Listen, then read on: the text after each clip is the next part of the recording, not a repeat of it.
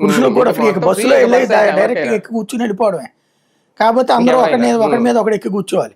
ఇప్పుడు మహిళల వలన ఎట్లాగే జరుగుతుంది కదా, ఖాళీలు లేక ఆ మహిళలే తిప్పలు పడుతున్నారు, ఆటోలు అందుకు ఎక్కుతున్నారు.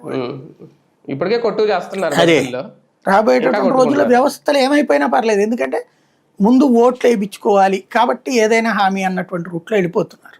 అందులో బీజేపీ కూడా తప్పలేదు, రాజకీయంగానే చేయక తప్పదు అనుకుంది.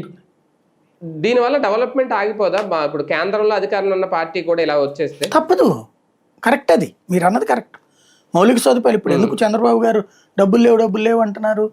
ఆయన జగన్ ఇచ్చిన పథకాలలో దాదాపుగా 40% తీసేస్తేనే ఇక్కడ డబ్బులు లేవు.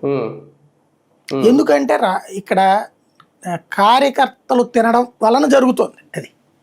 అక్కడ కార్యకర్తలు తినకపోతే కనుక డబ్బులు ఉండొచ్చు, అది జగన్ చూపించాడు. కానీ జగన్ ఎందుకు రోడ్లే లేకపోయాడు? డబ్బులు లేకనే కదా.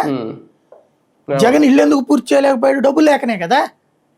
డబ్బులు తీసుకున్న జనం ఓట్లేసారా అతనికి? వేయలేదు కదా.